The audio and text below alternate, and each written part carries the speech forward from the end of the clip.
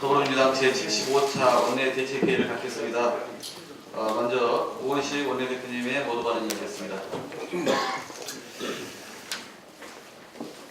어제 문재인 대통령과 시진핑 국가주석이 한반도 평화 안전을 확보하기 위한 4대 원칙에 합의했습니다. 한반도에서 전쟁 불가, 확고한 비핵화, 북핵의 평화적 해결 등 두 정상의 합의는 매우 시기적절하며 중요한 성과라고 평가합니다. 특히 한중 양국의 한라인 개설 등 긴밀하게 소통하기로 한 점 또한 매우 의미 있는 일입니다. 이번 합의를 계기로 향후 양국 간의 경제, 외교, 문화적 소통과 협력이 제 분야에서 활성화될 것으로 믿으며 이를 통해 동북아 평화질서 정착이 전진될 수 있기를 기대합니다. 두 정상 간의 소통과 합의가 한반도 문제의 평화적 해결, 한중 양국 간 교류협력 확대로 이어지도록 국회 차원에서도 적극적인 협력을 여야가 함께 해나갈 것을 기대하겠습니다. 한편으로 어제 발생한 우리 측 수행 기자단에 대한 중국 사설 경호 인력의 폭력 사건은 매우 유감스러운 일입니다. 국빈 방문에 있어서는 안 될 일이며 언론의 취재에 이와 같은 폭력에 가해지는 상황은 어떤 경우에도 용납될 수 없는 일입니다. 청와대가 중국 외교당국에 강한 유감을 표했고 중국 측에 신속한 수사를 요청한 만큼 중국 당국의 성의 있는 조사와 진상규명을 요구합니다. 오늘 언론에 문재인 대통령의 중국 국빈 방문에 대해 홍준표 대표가 했다는 말이 금도를 넘었기에 한 말씀 드리지 않을 수 없습니다. 홍준표 대표가 아베 총리와의 회동에서 문재인 정부가 시진핑 국가주석을 아련하러 가는 날이라고 막말을 했다고 합니다. 이는 절대로 묵과할 수 없는 말입니다. 대한민국 국민의 한 명으로서 분노하지 않을 수 없습니다. 한중 관계에 있어서 역사적 배경을 잘 아는 우리로서 이런 말이 어떤 의미를 갖고 있는지 국민의 한 사람으로서 정말 분노하지 않을 수 없습니다.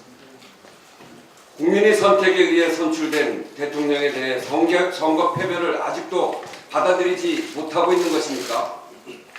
이렇게 말로 담아낼 수 없는 모욕을 한 것, 저희로서는 받아들일 수 없는 것. 그것도 일본의 아베 총리에게 한 말이라니 제1야당 대표로서 자격이 있는 것인지 묻지 않을 수 없습니다. 사실이라면 즉각 사과해야 마땅합니다.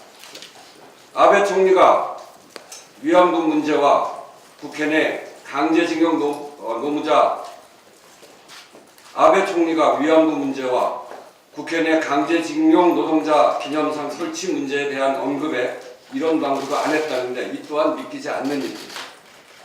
아베 총리의 이 언급은 위안부 문제는 한일 간 최종적 불가역적으로 해결되었다는 입장이고 강제징용 노동자 기념상 설치를 반대한다는 것인데 이런 입장에 홍준표 대표와 자유한국당이 암묵적으로 동의한다는 입장인지 분명하게 밝혀주시기 바랍니다.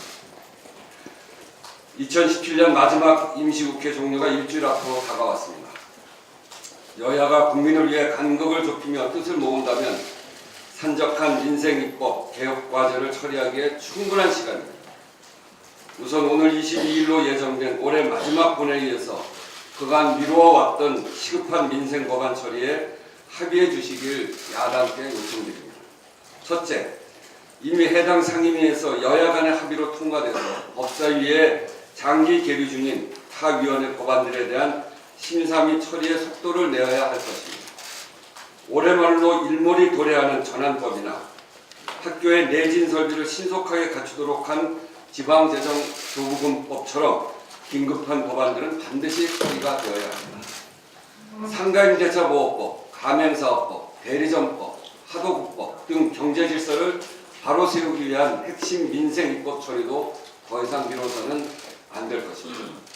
둘째, 이미 처리된 내년도 예산과 관련된 후속 법안들도 회기 내 마무리되어야 합니다. 소득세와 법인세 개정안이 통과됨에 따라 국세와 지방세 간의 세율 불일치를 해소하기 위해 지방세법 개정 통과가 시급합니다. 아동수당법, 기초연금법, 장애인연금법처럼 내년도 복지 세출 근거법도 역시 해를 넘겨서는 결코 안 되겠습니다. 셋째, 국가재정법, 과학기술기본법, 물관리일원화법처럼 정부조직 개편 후속 법안들도 내년 7월 정부조직 개편 후속 법안들도 지난 7월 정부조직법 처리 당시 조속히 협의 처리하기로 했던 것들입니다. 여야 합의 후 5개월이 지났습니다. 올해 안으로 문재인 정부의 정부조직 개편이 마무리될 수 있도록 야당의 대승적 협력을 요청드립니다. 어제 자유한국당 김성태 원내대표와 만나 민생 개혁 법안에 대해 의미 있는 의견 교환을 나누었습니다. 양당이 공히 국민들에게 약속한 지난 대선에서의 공통 공약들을 신속히 처리하자는 데 상당한 공감대를 형성했다고 생각합니다. 김성태 원내대표께서 문재인 정부의 성공을 위해 화끈하게 협력할 용의가 있다고 말씀하셨고, 마침 어제부터 자유한국당 원내대표실에 서민, 노동자에게 다가서는 첫걸음이라는 문구가 걸렸습니다. 지금껏 제가 본 자유한국당 슬로건 중에 가장 마음에 드는 구호입니다. 역시 노동자 출신, 서민지역 출신 김성태 원내대표답습니다. 이 문구처럼 여야가 한마음 한뜻으로 협력해서 이번 임시국회에서 서민과 노동자를 위한 첫걸음을 내딛기를 기대합니다. 반환점을 돈 임시국회가 유종의 미를 거두어 국민들에게 연말연시 값진 민생 선물을 안겨드릴 수 있도록 최선을 다하자는 말씀드립니다. 이상입니다. 다음은 김태년 정책위원장의 모두반을 읽겠습니다. 원내대표께서 홍준표 대표 발언에 대해서 말씀하셨는데요. 아시다시피 한중관계가 박근혜 정부 시절, 그러니까 자유한국당의 집권 시기에 최악의 상황을 만들어놨습니다.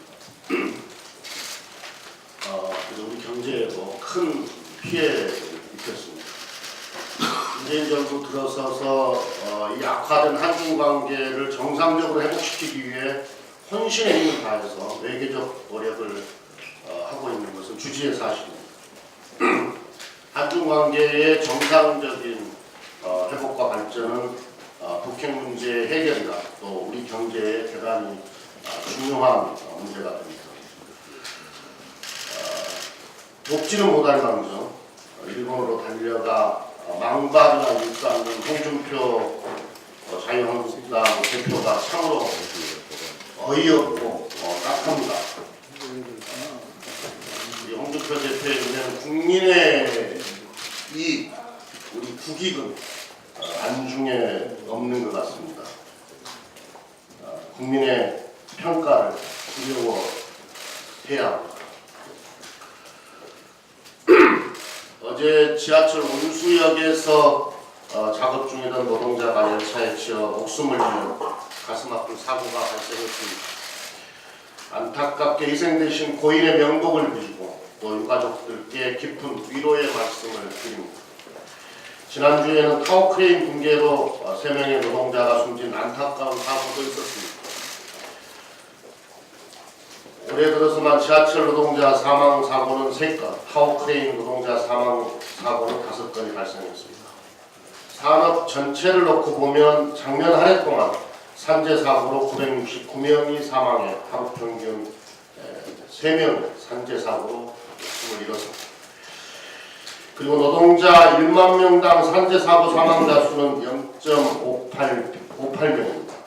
독일이 0.16명, 일본이 0.19명 등 주요 선진국보다 2~3배가 많고 OECD 회원국 가운데 최하위 수준입니다.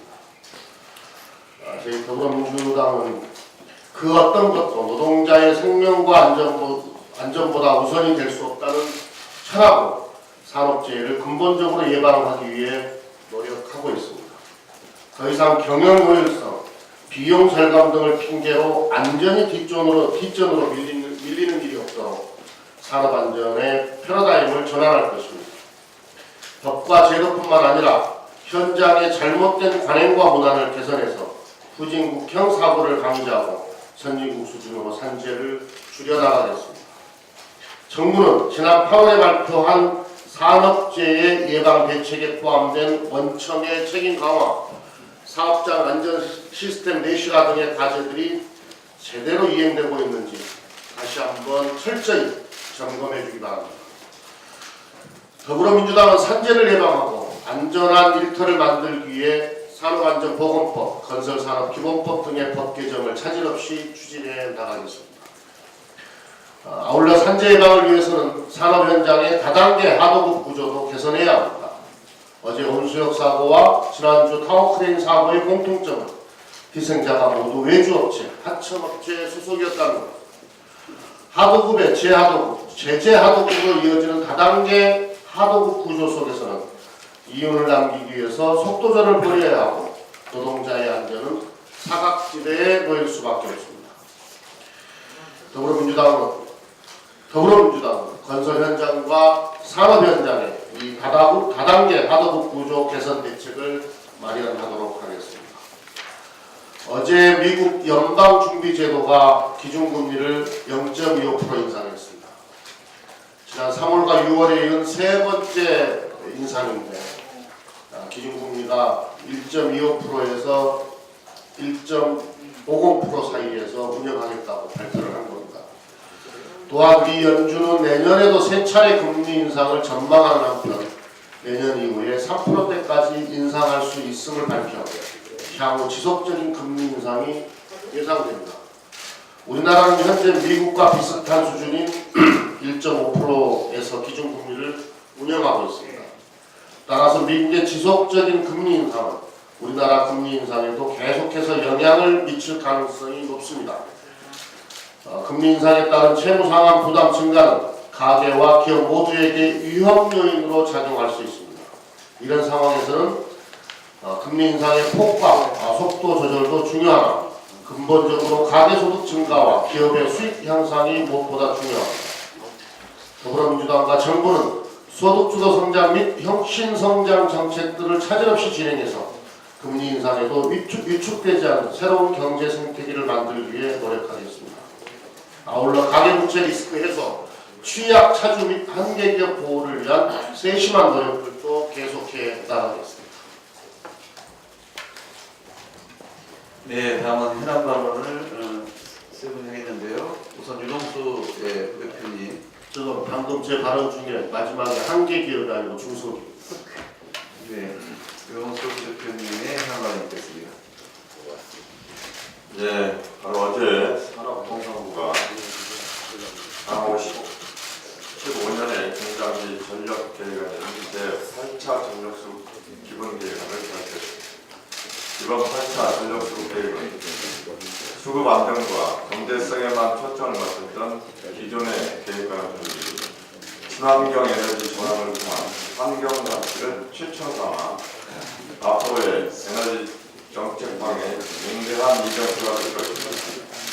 우선 지난 7차 전력수국회에서 지나치게 경제 성장률을 높게 예측해 과다 설비 투자가 있었다는 점을 적극 반영해서 2030년 목표 전력 수요량과 적정 설비 용량을 낮춰서 각각 105.5GW와 122.6GW로 새로이 설정했습니다. 세부적으로 보면 원전의 경우 노원전 10기에 대한 설계 수명 완료 시 연장 없이 폐지하고 원전 수기 6기의 백지화를 통해 현재 22.5GW에서 문재인 정부 말인 2022년 27.5GW로 늘어난 뒤에 2030년 20.4GW로 수렴할 예정입니다. 화력발전의 경우 절대 발전량은 올해 36.8GW에서 2030년 39.6GW로 늘어날 예정이나 석탄 발전의 비중은 현재 45.3%에서 36.1%로 9%가량 감소할 예정입니다. 이 자리를 메울 신재생 에너지에 대해서도 충분한 준비를 담았습니다.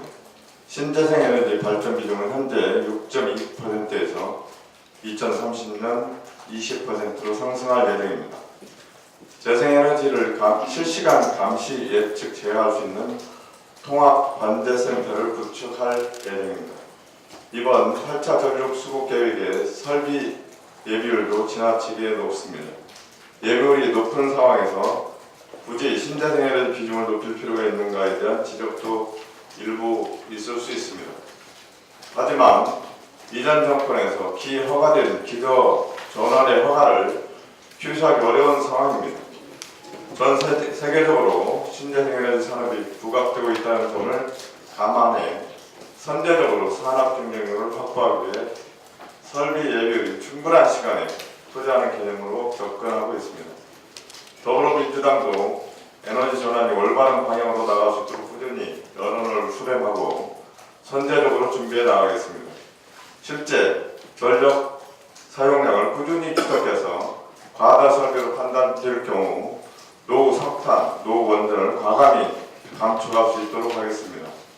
또한 적정 요금에 대해 적극적으로 국민과 소통해 수요 관리에 나서고 프로 컨슈머의 시장 수익을 맡고 있는 여러 가지 규제들을 면밀히 재검토해서 국민 참여형 에너지 전환을 이끌어 나가도록 하겠습니다.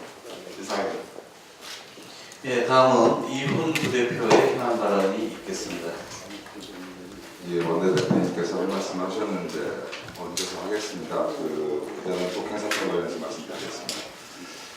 어제 문재인 대통령이 참석한 한중 경제무역 파트너십 개막식에서 중국 경호원들이 한국 기자들의 집단 폭행은 있어서는 안 될 일이 벌어졌습니다. 기자의 멱살을 잡고 발로 얼굴을 가격하는 등 집단 폭행으로까지 이어진 이번 사건은 형사적 문제를 넘어 외교적 문제로까지 비화될까 우려되고 있습니다. 중국 외신 기자 클럽에서도 이와 관련해서 우려를 표명했습니다. 중국 정부는 한국 정부와 한국 언론인들에게 우선 사과하고 그 진상을 파악해 폭행 가담자를 적극적으로 처벌해야 할 것입니다. 한국 정부는 이번 양국 관계 개선을 위해 많은 노력을 기울여 왔습니다. 이번 방문 중에 문재인 대통령과 우리 정부는 한중 우호와 협력이라는 대의를 위해 최선을 다하고 있습니다. 중국 정부는 이번 기자단 폭행 사건이 외교적 결례가 아니라 우발적 사고라며 새롭게 시작되는 한중 양국 관계에 악영향을 주지 않도록 신속하고 단호한 조치가 있어야 할 것입니다. 우병우 구석에 대해서 한 말씀 드리겠습니다. 드디어 우병우 구석이 구속됐습니다. 법꾸라지라고 불리며 번번이 법망을 피해가는 우전수석이 우전수석에 대한 구속영장이 3번째 만에 받아들여졌습니다. 적폐청산을 바라는 국민적 염원에 부응한 결과라 생각합니다. 이제 시작입니다. 여전히 우전수석은 본인에게 제기되는 모든 의혹을 부인하고 있습니다. 오히려 불법 사찰을 포함한 국정농단이 자신의 책무아래 합법적으로 진행된 것이라 주장하고 있습니다. 권력이 국민을 우롱하고 권력의 입맛에 따라 국정을 농단하지 않는 그런 사회를 만들어내는 것이 이번 적폐청산의 가장 큰 목적일 것입니다. 검찰은 강도 높은 수사를 통해 국정농단의 주축이었던 우전수석 혐의에 대한 진실을 반드시 밝혀내야 할 것입니다. 검찰의 최선의 노력을 촉구합니다. 아울러서 국정농단의 핵심 대세인 최순실 씨에 대한 구형이 이루어졌습니다. 징역 25년, 벌금 1,185억, 추징금 77억. 이제 한 사람 남았습니다. 박근혜 전 대통령입니다. 이 박 전 대통령이 재판을 거부하는 것은 국민을 기만하고 무시하는 것입니다. 즉각적으로 재판에 협조하고 응당 상응한 책임을 져야 할 것입니다. 자신이 대통령일 때는 사법부의 판결을 존중하고 승복해야 한다고 몇 번 강조해놓고 이제 와서 재판을 계속 거부하는 이유를 묻지 않을 수 없습니다. 더 이상 초라해지지 말고 국민 앞에 사죄하고 당당히 죄값을 치러야 할 것입니다. 사법부도 흔들림 없이 재판을 신속하게 진행하여 국정농단 사건의 종지부를 찍어야 할 때입니다. 이상입니다. 네, 끝으로 제가 이제 국회 운영 관련해서 현안 하나만 말씀드리겠습니다. 이번에 출입된 임시국회에서 법안소위나 전체회의가 단 한 차례라도 개최된 곳은 국방위, 국토위, 행안위, 기재위, 산자위, 정개특위 등 6곳이고 오늘 여가위가 법안소위를 개최할 예정이고 다음 주에는 복지, 행안위, 정무위가 회의를 예정하고 있습니다. 상임위 중에서 단 한 차례의 회의조차 열리지 않았거나 다음 주에도 계획조차 없는 곳은 법사위, 과방위, 교문위, 외통위, 농해수위, 복지위, 판노위, 정보위, 운영위 등 9곳에 이루고 있는데 이들 상임위가 조속히 정상 가동하여 회의 일정을 수립하고 상임위 소관 법안에 대한 심사와 처리가 될 수 있도록 협조를 요청드립니다. 특히 법사위가 변호사 특권을 내려놓은 세무사법 개정안을 지난 본회의에 직상정에서 처리한 것을 놓고 의도적으로 이제 보이콧을 행사하고 있는 것으로 보이는데 도저히 납득할 수 없는 처사입니다. 마침 신임 자유한국당 원내대표께서 민생법안, 경제 활성화, 노동개혁과 관련된 법안 심사에 적극 임해달라고 수석 의원들에게 문자를 보내신 걸로 알고 있는데 조속히 상임위를 실질적으로 정상화시켜 주십시오. 그렇지 못하면 여야가 법안 처리를 하겠다고 합의한 이 임시의 기간 동안 도대체 무엇을 했냐고 국민으로부터 비판을 받을 수밖에 없을 것입니다. 그렇지 않아도 세비 인상과 8급 보호자진 증원 문제로 국회에 대한 국민 여론이 따가운 현실에서 국회가 입법부 본연의 임무마저 제대로 하지 못한다면 국민 앞에 반성문이라도 내놔야 할 겁니다. 여야가 22일 본회의에서 과연 몇 건의 법안을 처리할 것인지 국민 여론이 지켜보고 있다는 사실을 우리 모두 인식하고 보다 치열하게 상임위 법안 심사에 임해야 되겠습니다. 한 가지만 말씀을 더 드리겠습니다.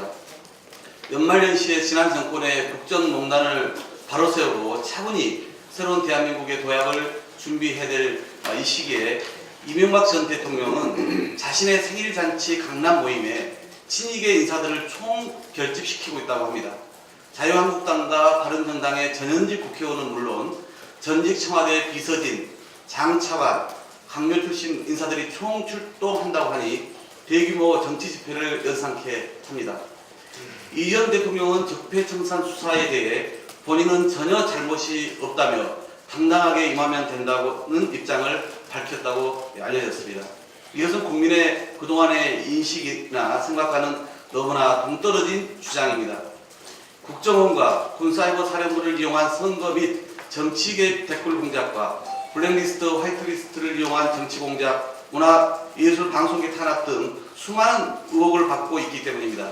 하나같이 국기문란에 해당되고 진상규명을 통해서 법적 단죄가 내려져야 할 엄중한 사안입니다.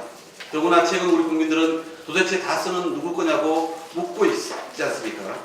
이런 때에 이 전 대통령은 과거 측근들을 총집합시켜 새 과시와 보여주기식 항의를 할 것이 아니라 진실규명에 협조하고 조용히 자숙하며 국민의 요구를 그리고 법의 심판을 기다려야 할 것입니다.